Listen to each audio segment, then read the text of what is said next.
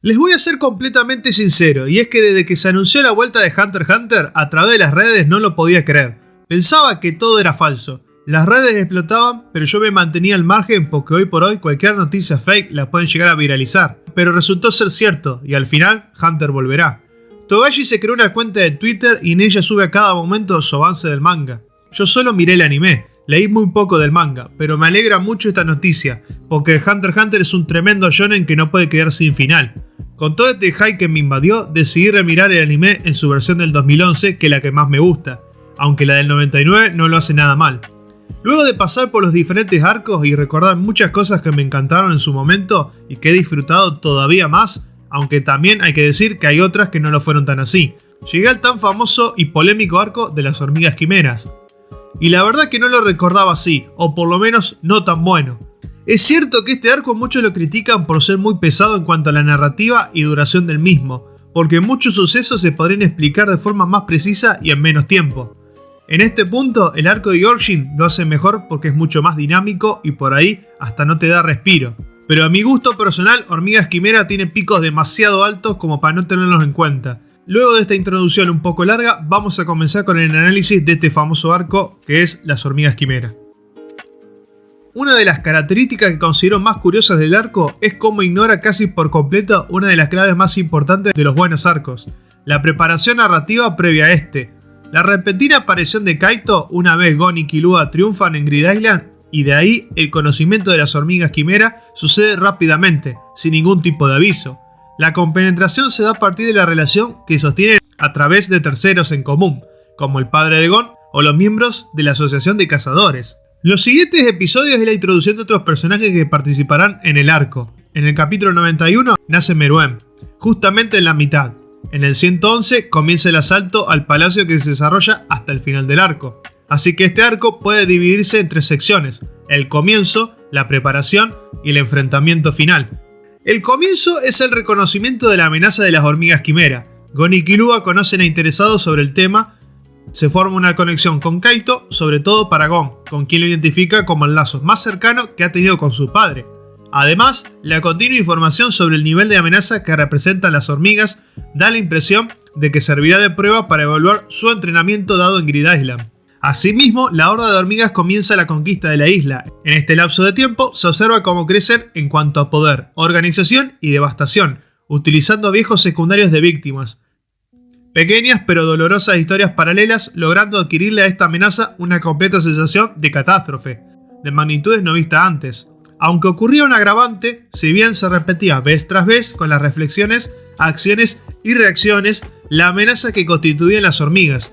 No es sino hasta el trágico capítulo 85 donde se capta el auténtico peligro al que se enfrentan. Previamente la incursión representaba para Gon una forma de acercarse a su padre a través de Kaito. Killua quiere acompañar y ayudar a su amigo. Los expedicionarios a cargo de Kaito tenían como objetivo el estudiar y contener la plaga. Objetivos nobles que después del asesinato de Kaito tornan en venganza, contención y sobrevivencia. Ciertamente desde el comienzo hay una constante señalización sobre cómo el enemigo difiere de la humanidad al ser de base otra especie, pero es el nacimiento del rey de las hormigas que se vuelca completamente en esta distinción. No es un enfrentamiento cualquiera, es la humanidad versus las hormigas, una batalla por la supervivencia. El mejor sobrevivirá, aunque cabe preguntarse, ¿el mejor en qué? La preparación es un tiempo intermedio de entrenamiento y conocimiento del terreno, previo al enfrentamiento. Es la sección a la que usualmente califican de lenta, y la verdad que yo me incluyo ahí. Frente al comienzo constantemente en ascensión, dando más y más hasta tocar techo con Pitou vs Kaito. Unos episodios dedicados nuevamente a entrenar como si fuera Grid Island se sienten como un aburrido retroceso. De hecho, en este punto es uno de los mayores errores del arco. Afortunadamente se ve compensado por todo lo que ocurre a la par en el territorio de las hormigas. El rey asumiendo la organización, preparándose para un golpe de autoridad en todo el territorio y obviamente el conocer y enfrentar repetidamente a Komugi. Esta relación es en sí misma la síntesis del conflicto del arco, la humanidad contra las hormigas. Una vez comienza el asalto, el ritmo continúa dando tumbos, con episodios tensos y emocionantes a la par que hay segmentos demasiado extendidos, pero conforme avanza la trama, estos últimos son menor, hasta llegar a un apogeo de no parar. Lo más especial sobre el arco es cómo esta declaración de no parar no se refiere solo a peleas puras, sino a la constante pregunta de qué sucederá más adelante, cómo se develará cada secreto y qué pasará cuando el otro se entere. Y encima, sus contadas batallas se encuentran entre las mejores. El enfrentamiento se divide en 3 hilos narrativos: Meruem, Gon y los secundarios. Ciertamente estas líneas a veces se unen y se dividen, pudiendo clasificarse hasta en 5, pero las englobo como 3 por el valor de cada una en representar una vertiente de la temática humanidad versus las hormigas. ¿Qué nos hace humanos? ¿Por qué merecemos sobrevivir? Los principales secundarios son Knuckle, Shoot y Morel, por el lado de los humanos, y Calgo, Meleoron y Wolfie por el lado de las hormigas. Estos se enfrentan contra Yuppie y Puff, 2 de los guardaespaldas de Meruem, además de hacerle frente a otras hormigas como Leol y Cheetah. En medio de ambas especies está Palm. Los humanos y las hormigas que están contra el rey Meruem tienen como meta el derrotarle. La actitud de los 2 guardaespaldas es defenderlo. Los protagonistas son Meruem, Neferpitou, Netero, Killua y Gon. Para Knuckle y Shoot el enfrentamiento es una prueba. Morel debe asumir la responsabilidad del liderazgo en la crucial tarea de mantener alejados a los guardias del rey, y Calgo participa en honor a ser parte de algo. Meleoron quiere venganza. Wolfie solo trata de sobrevivir intentando obtener el mejor provecho de la situación. El enfrentamiento tiene una estrategia que rápidamente se ve neutralizada, viéndose obligados a improvisar continuamente conforme a las acciones de sus adversarios, excepto que estos se adaptan y evolucionan más rápidamente. Desde el colapso mental de Nov, como reacción frente al poderoso Nen de los guardias, queda claro el inmenso poder de estos. Por eso, la necesidad de planificar una estrategia rápida y certera. Una vez pierde sentido, corresponde una batalla de ingenio y desgaste. Knuckle y Shoot deben encargarse de Yuppie, el guardia más físico, o sea que su poder radica en la fuerza que aplica y no tanto en el cómo, aunque a lo largo de la lucha demuestra habilidad para utilizar creativamente sus poderes. Aún siendo un guardián, los cazadores comprenden que su nivel de poder se halla exponencialmente varios niveles encima. Si la pelea se alarga demasiado se verán ampliamente superados, de tal forma que dan absolutamente todo. El mayor esfuerzo y mejor ingenio, como corresponde a una batalla final. Y aquí lo crucial del encuentro. Deja de ser una batalla por la sobrevivencia, o más bien adquiere una matiz más prominente, una necesidad de reconocimiento. En cierto punto del enfrentamiento, Shoot es ignorado por Yuppie. Esto despierta una profunda resignación y desconformidad. La humanidad no puede ni siquiera considerarse como un estorbo para seres cercanos a niveles divinos. Knuckle promete vengarlo, no por las heridas que le causó, sino por el golpe a su orgullo como cazador y como ser humano. La batalla es dinámica en vez de repentinas adquisiciones de habilidades y subidas de poder. Hay un autoentendimiento de los luchadores acerca de sus estilos. Deben ser más creativos para superar a los oponentes, entender de qué forma utilizar cada movimiento en pro de adelantarse e imprevisiblemente Yuppie fue el mayor beneficiado. Previo a la pelea, Yuppie es el guardián más plano de la Guardia Real. Poderes netamente físicos, carece de pensamientos profundos y su única preocupación es proteger al rey. Pero mientras se ve forzado, va comprendiéndose transformándose en nuevas formas, utilizándolas para su provecho, esforzándose en buscar una debilidad entre sus oponentes para explotarla adecuadamente, y de ahí el principio cambio de actitud. Si Yuppie observa a sus contrincantes es porque los está reconociendo como tales, seres capaces de mantenerle una batalla de iguales. Pese a tener un poder varias veces superior, le están ocasionando muchos problemas, y va floreciendo un sentimiento de admiración correspondiendo al esfuerzo. Un reconocimiento que llega a la cumbre al decidir perdonarles la vida. Puede tener la victoria a la mano, está cometiendo la grave falta de dejar enemigos, siendo desleal al rey, y pese a ello, les perdona la vida. O sea que pasamos de un monstruo cuya única meta es la destrucción a un ser que reconoce el esfuerzo de su adversario, les perdona, con todo lo que eso implica, en honra a la valentía y al coraje que demostraron, mientras que unos entrenados y capacitados cazadores dejan de lado la misión para la sobrevivencia de la humanidad, objetivo altruista, para intentar ser reconocidos por un adversario decenas de veces más poderoso, a favor de aliviar un herido orgullo. Las hormigas que están en el bando de los cazadores son principalmente motivadas porque han recordado sus vidas y experiencias como humanos, a excepción de Icalgo, que les decide apoyar motivado por la amabilidad de Killua. La venganza de Meleoron es debido al injusto y despiadado asesinato de Peggy, a manos del rey Meruem. La conexión está en el recuerdo de Peggy siendo su padre adoptivo. Wolfie no apoya expresamente al reinado de Meruem, solo intenta conseguir el mayor beneficio de la situación, actitud que mantiene hasta que es cuestionado por Icalgo. La sinceridad le ayudó a recordar el pasado, por lo que logra reconocer durante la que fue su vida humana, terminando cualquier tipo de conexión con las hormigas quimera, optando por ayudar a los cazadores.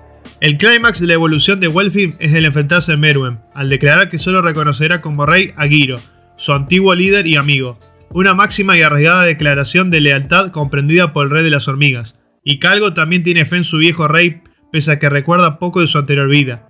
La exactitud de los tres es elegir el bando humano. Sin embargo, tal denominación solo puede referirse a la elección por una parte de su ascendencia, no por lo que reconoceríamos como humanidad. Las hormigas también manifiestan los mismos sentimientos de lealtad, valentía y voluntad, no son únicos de alguna especie. Puff es el otro guardia con el que combaten durante el enfrentamiento, especialmente contra Morel. Sin embargo, sobrevive por la habilidad de Nen de poder dividirse en pequeños clones, logrando tener presencia en la mayoría de los sectores. En el último tramo da parte de su vida y poder al rey, quedando debilitado y finalmente muere envenenado, igual que Yuppie y Meruem. Puff es el guardia más inteligente y calculador, ideando estrategias y previendo las que utilizarán sus contrincantes. Inclusive es capaz de adelantarse al mismo rey, aunque nunca obra en favor de beneficios propios. Siendo el guardia con más devoción y lealtad hacia Meruem, cada una de sus acciones está determinada por lo que considere un beneficio para el rey, y de ahí el enorme esfuerzo para neutralizar a la mayor amenaza del reino, Komugi. Komugi es la auténtica representante de la humanidad durante el arco. Ni Netero o Gon, es la chica ciega campeona de Gungi, separada y exiliada de la misma sociedad, inocente, sin prejuicios y ante todo valerosa y con una imparable fuerza de voluntad. Puff es consciente de la influencia que puede ejercer sobre el rey, capaz de volcarlo a tener aprecio sobre la humanidad, que está destinado a gobernar. Pese al constante esfuerzo en separarlos y eliminarla, no puede sobrepasarla y en últimas es derrotado en el instante en el que el rey prefiere ir hacia donde está ella en vez de intentar superar la situación actual. Eso sí, antes perdona a Puff e incluso declara: yo no era digno de su lealtad.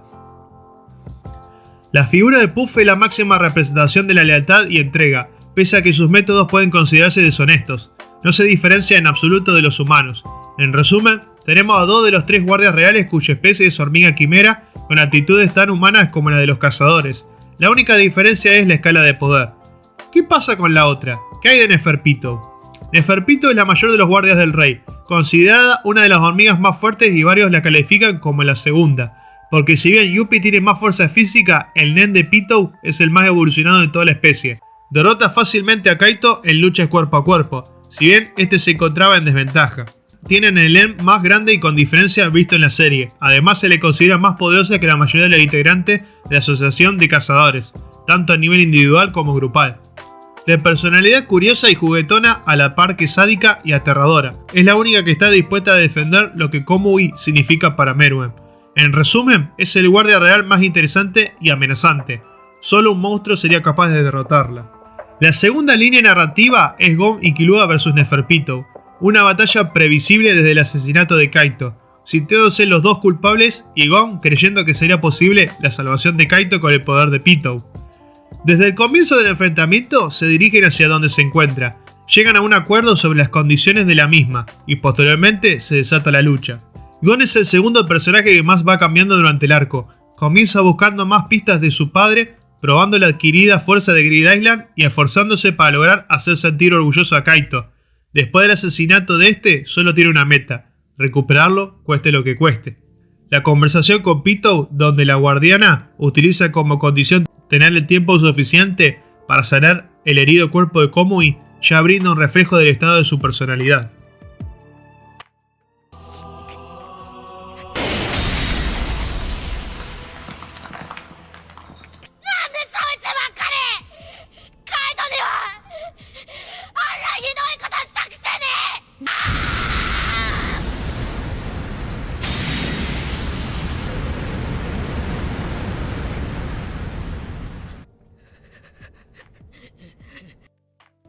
Gon es uno de los pilares temáticos del arco por lo que representa.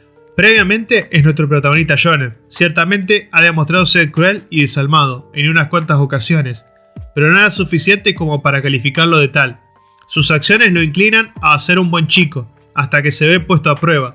Durante su esperada batalla contra Hisoka se entrena hasta el límite con tal de derrotarlo. En Grid Island, en los momentos cumbres no le importaba atentar contra su cuerpo si con ello lograba la victoria. y las hormigas quimera reluce su egoísmo. La representación del que sería la voluntad e inocencia de la humanidad es consumido por una completa necesidad de venganza, tornándose en el mayor monstruo de toda la serie. El cómo se representa esta transformación se refleja en tres hechos. El primero es priorizar sus objetivos sobre vidas humanas e inocentes, un hecho evidentemente contrario a lo que se esperaría de un ser humano e inclusive estar dispuesto al asesinato de la misma con tal de garantizar su venganza. Es anecdótico el cómo Komugi es más defendida y mejor tratada por las hormigas en vez del trato que ha recibido y recibe de la sociedad humana. El segundo indicio es la naturaleza pura del enfrentamiento entre Gon contra Pitou. Gon libera todas las restricciones para alcanzar el máximo poder, a sabiendas de que provocaría un irreparable daño en su cuerpo. Usualmente, este tipo de autosacrificio en el shonen está motivado por la defensa a los amigos, el valor de la vida y el supremo acto de amor. Para Gon, es el conjunto de acciones necesarias para infligir la mayor cantidad de daño, desahogarse a punta de golpes, honrar a Kaito de la forma en que éste menos hubiera querido. Las acciones y las motivaciones no encajan dentro de la percepción sobre la idealizada humanidad. En cambio, tiene una actitud equiparable a los primeros días en la vida de Meruem. Y finalmente, el último factor es la consecuencia misma de la batalla, el brutal asesinato de Neferpitou. Gon, ajeno a cualquier otra cosa que no fuera la destrucción, obvia cualquier tipo de honorabilidad inherente a un enfrentamiento. Se torna en una masacre sin sentido, porque la victoria le ha costado infinitamente más de lo que vale y gana. Solo se convierte en un ser carente de otra actitud aparte de la obstinación. La Guardia Real, la mayor y más aterradora de sus hermanos, solo tiene una meta todo el tiempo: defender al rey. Por eso protege a Komugi a cada segundo. Por tal, se enfrenta con toda su fuerza contra Gon. No es algún tipo de rencor o reivindicación del personaje, es la previsión de una posible batalla entre su rey y Gon. Si puede evitar que tal se lleve a cabo, dará su vida por conseguirlo. El trastornado resultado final es el triunfo de Gon sacrificando años de su vida, su poder, su futuro, frente a Pitou brutalmente derrotada. Consciente de la derrota, dando la vida con tal de cumplir su misión, demostrando su completa lealtad al rey. Inclusive su devoción llega al punto de que aún después muerta, una de sus habilidades sigue activa y lastima a Gon. Este finalmente la aniquila con un último movimiento que termina de dejarle gravemente herida, al borde de la muerte. La segunda línea temática concluye con un máximo acto de venganza y corrupción moral, a la par que la única muerte en combate motivado por lealtad pura entre las hormigas de mayor rango. El mayor espectador de esta trastocada situación es Killua. Su papel durante el arco ha sido principalmente como un apoyo en la búsqueda de Gon, ayudándole, aconsejándole y asistiéndole. A la vez, lucha contra la naturaleza y destino impuesto por formar parte de la familia Soldic. Se enfrenta a su hermano superándose y madurando, aunque eso no le bastó para superar la impotencia. Killua ya sospechaba del estado mental de Gon desde el escape de NGL. La obstinación por recuperar a Kaito podía traducirse en concentración, pero una vez se adentran en la base enemiga, encontrándose con Pitou, queda claro que es obsesión. Una profunda, enfermiza y peligrosa obsesión. Es muy interesante esta inversión de roles. Desde el examen del cazador, Killua está asociado con la parte oscura y rebelde del dúo, pero mientras más avance el arco, se revierten estas asignaciones, siendo Gon cada vez más cercano al ser que Killua no quería convertirse, mientras que este debe adoptar un rol de apoyo en previsión al desastre. Tras devastadoras últimas miradas al final de la batalla, son la firme expresión del dolor causado y la herida irreversible para su relación. Finalmente, nos quedamos las dos mayores fuerzas del mundo conocido: el 12º presidente de la Asociación de Cazadores, Isaac Netero, contra el rey de las hormigas quimera, Meruem. Si Netero ya dudaba de si sería capaz de derrotar a Pitou, Meruem se erige como un incomparable reto. Desde la planeación del ataque, todos los esfuerzos estaban coordinados a lograr una separación de estos respecto al resto de enfrentamientos. Coherente respuesta acorde al nivel de confianza que tiene en Netero. No en vano, es el ser humano más poderoso conocido. Un cazador entrenado durante décadas, con vasta experiencia y un desconocido pero reconocido poder. Es claro, si no triunfa contra Meruem, nadie podría lograrlo. La batalla de Netero contra Meruem se desarrolla a nivel físico y verbal. Evidentemente lo primero se refiere al contacto físico y de poder entre ambos adversarios, mientras que el verbal es la discusión que sostienen acerca de la fuerza de la humanidad, entremezclando con sus monólogos y reflexiones junto a las apreciaciones del narrador. ambos tratados están sumamente cuidados, observando el montaje, la animación y la dirección.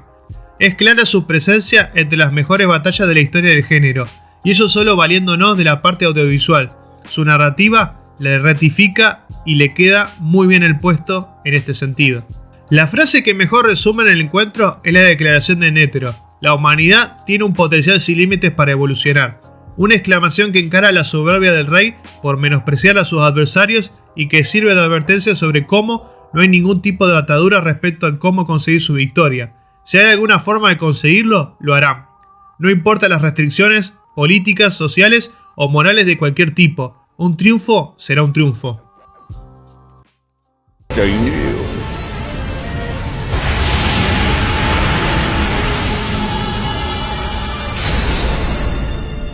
人間の底すらない進化を。それは王が初めて感じる恐怖だった。全てを絞り尽くし死を待つのみであるはずの老人の言葉が決して虚栄の類ではないと思える根拠がその顔に現れていた。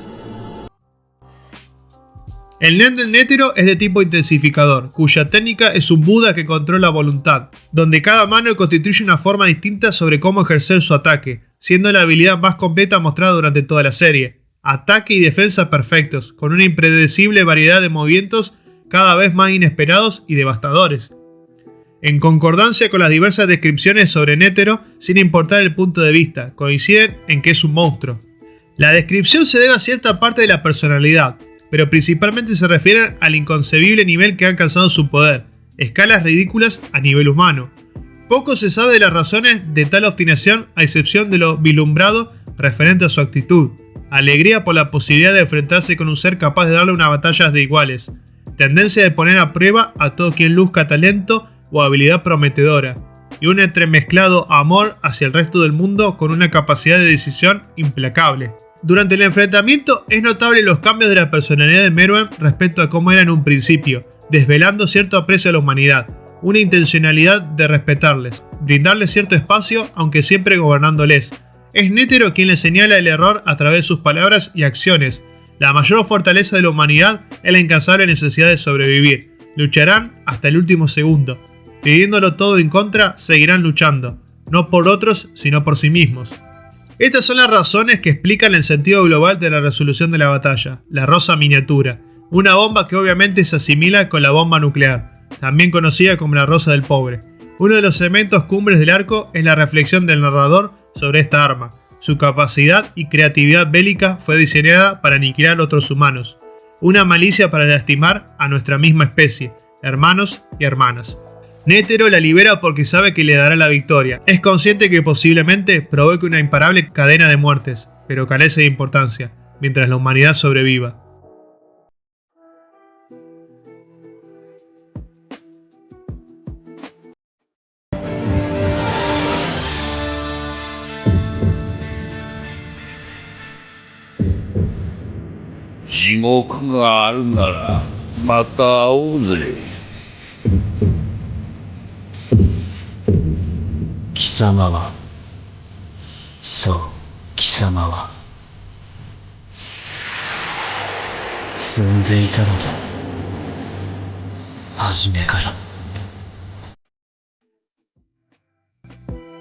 El ser humano más poderoso consiguió la victoria para la humanidad. No utilizó su Nen, convenció al villano o lo contuvo. No, él empleó un arma ya existente de destrucción masiva, matará a humanos con tal de aniquilar a las hormigas. Aquí la cuestión no es que la humanidad sea mejor, se ha alcanzado la victoria porque somos más monstruosos, más inhumanos que nuestros denominados adversarios, un arma demoníaca más inhumana que cualquier otra cosa. En general, las tres líneas narrativas de los humanos concluyen con unos cazadores derrotados y siendo perdonados por su adversario, una aborrecible venganza y la derrota del cazador más poderoso que alcanza el objetivo a través de una especializada arma previamente utilizada contra otros humanos.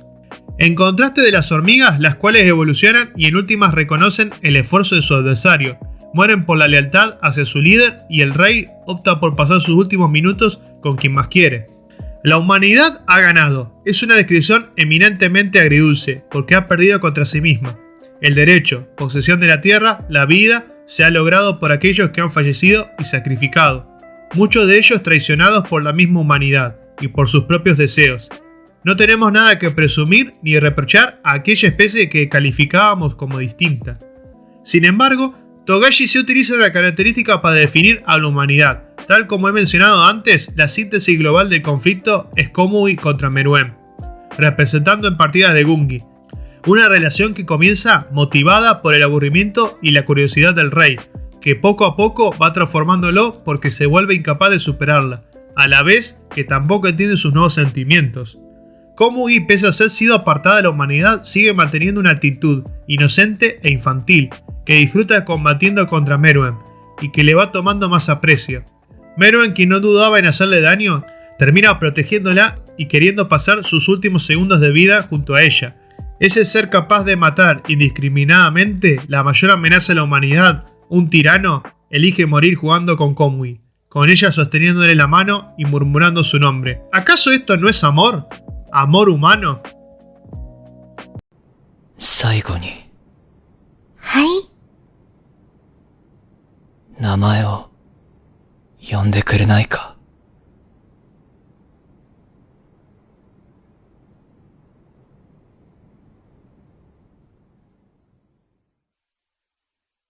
おやすみなさい。メルエム。私もすぐ行きますから。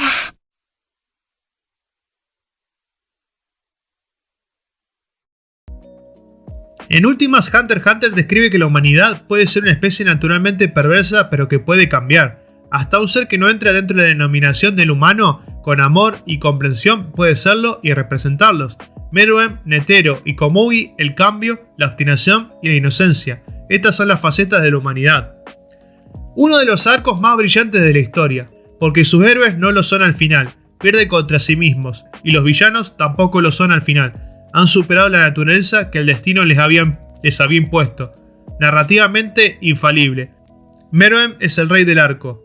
Tal como indica su nombre, la luz que lo ilumina todo. Una luz que disipa la oscura soledad de Komugi, a la vez que ella le indica cuál es su auténtico camino.